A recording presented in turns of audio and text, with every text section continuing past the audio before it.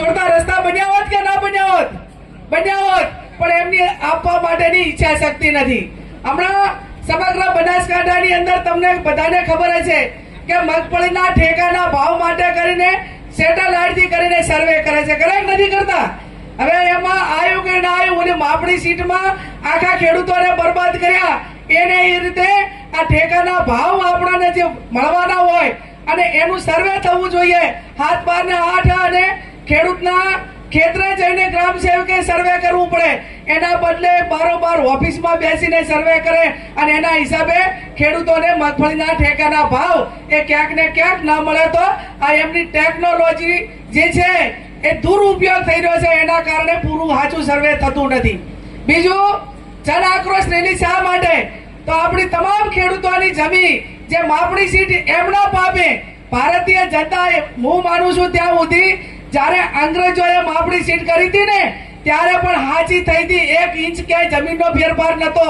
અને આ તો અંગ્રેજો પરતા પણ બહેતર છે કે એમને અધિકારીઓને આવક ઊભી કરવા માટે કરીને તમામ ખેડૂતોનું સર્વે ખોટું કર્યું, એમની માપણી ખોટી કરી અને એના કારણે આજે લાખો રૂપિયા ખેડૂતોને પોતાની જમીન એ હરખા 7, 12 ના 8 આના ઉતારા કરવા માટે, ભાઈએ ભાગ પાડવા માટે કે જમીનનું કોઈ લે વેચ કરવું હોય તો પણ આજે ડીઆરઆરમાં અંદર લાખો રૂપિયા ખેડૂતોને લીધા દીધા વગર આપવા પડે. આપવા પડે કે નથી આપવા પડતા? પોતાની જમીનનું રેકર્ડ હરખું કરવા માટે કરીને આપવા પડે છે. ત્યારે આ અનેક સમસ્યાઓ છે અને અનેક સમસ્યાઓના સમાધાન માટે આવનાર સમયની અંદર કોંગ્રેસ એ આપણા વચ્ચે આવી છે. અને આજ મુખ્ય કોઈ મુદ્દો હોય તો વોટ ચોર. એ વોટ ચોર એટલા માટે કે આ દેશના જનનાયક રાહુલજીએ લોકસભાની અંદર એમને અનેક વખત એમને તમામને વિનંતી કરી, ચૂંટણી પંચ હોય, વિપક્ષ હોય, કે એના માટે કરીને ચર્ચા આપો.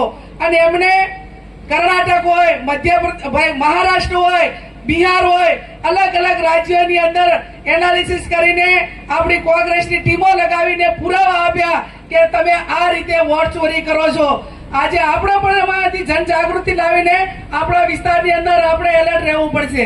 આજે બનાસકાંઠા જિલ્લાની અંદર ગઈકાલે બનાસકાંઠા જિલ્લા કોંગ્રેસ સમિતિની કારોબારીની મીટિંગ હતી અને એમાં તમામ આપણા યુવાનોનો અને હોદ્દેદારોની માંગણી થઈ કે બનાસકાંઠામાં કોઈક એવી વિધાનસભા ચોઈસ કરો કે એની અંદર આપણે 100% વેરિફિકેશન કરીએ.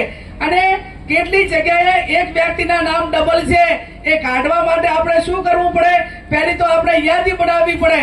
ધારો કે અહીંયા આપણે અત્યારે થરાની અંદર બેઠા છીએ તો ભારતીય જનતા પાર્ટીના વિચારધારાવાળા થરાની અંદર જે એમના મકાન છે તો એમના મતદાર યાદીમાં નામ આયે હશે અને જે તે ગામમાં રહે છે ત્યાં ગામમાં પણ એમનું મતદાર યાદીમાં નામ હશે.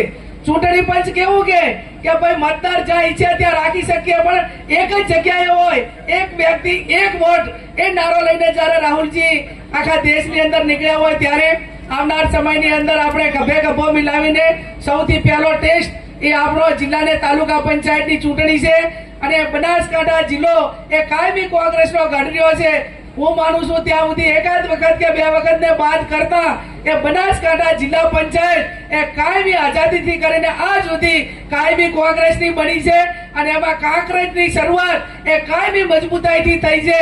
અને આ વખતે પણ જયારે 2 તાલુકા અલગ પડ્યા છે, નવું સીમાંકન પણ થશે. સીમાંકનમાં પણ બધા ખબર રાખજો. હવે ટૂંક સમયની અંદર જયારે એની જાહેરાત થશે એ ટાઈમે જે આપણે સૂચનો આપવાના હોય એ સૂચનો પણ આપજો. અતિવૃષ્ટિની અંદર આ વિસ્તારની અંદર સાહેબ એ કપાસ હોય, એરંડા હોય, એ ખેડૂતોને મોટા પાયે નુકસાન થયું છે. અમે ત્યાં સોઈગામ તાલુકો હોય, વાવ તાલુકો હોય, ત્યાંની તાલુકા કોંગ્રેસ સમિતિને સાથે રાખીને ગામડે ગામડે ગયા અને તમામ ખેડૂતોને ફોર્મ ભરાવ્યા. આવતીકાલે એ તમામ ખેડૂતોને બોલાવીને આવેદન પત્ર આપવાના છીએ.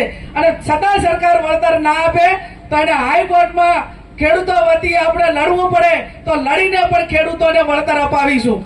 આ ભારતીય જનતા પાર્ટી એટલી ભ્રષ્ટાચારી પાર્ટી છે કે માત્ર યોજનાઓ એ એમના લાગતા વળગતાઓને કોન્ટ્રાક્ટર મળે અને યોજનાઓના નામે કઈ રીતે કરોડો રૂપિયાનો ભ્રષ્ટાચાર થાય. આપણે વર્તમાન સમયની અંદર એ ભારતમાળા રોડ માટે ખેડૂતો માટે લડ્યા, છેક દિલ્હી સુધી લડ્યા અને લડ્યા એટલે પગના નીચે રેલો આવ્યો એટલે ખેડૂતો સાથે સમાધાન કરવા માટે આવ્યા, આર્બિટ્રેશન માટે આવ્યા અને હવે એ રીતે એગ્રી થયા કે ખેડૂતોને વર્તમાન માર્કેટના વેલ્યુએશન પ્રમાણે વળતર આપીશું.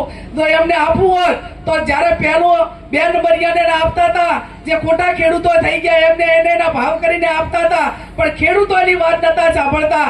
કોંગ્રેસ સમિતિએ એને કલેક્ટર ઓફિસમાં આવેદનપત્ર આપ્યું ને આપણે ત્યાં સુધી લડ્યા. એટલે આજે ભારતમાલાના ખેડૂતોને એ વર્તમાન માર્કેટ વેલ્યુએશન આપવા માટે તૈયાર થયા. એટલે જ્યાં જ્યાં જરૂર પડે ત્યાં કોંગ્રેસ પાર્ટી એ ખેડૂતો માટે હોય, અન્યાય સામે હોય, જ્યાં હોય એ લડવા માટે તૈયાર છે. માત્ર ને માત્ર તમારા સાથ સહકારની જરૂર છે. અને વિશેષ ના કહેતા આપણા મંચસ્થ મહાનુભાવો છે, તમામ વિગતથી વાત કરવાના છે.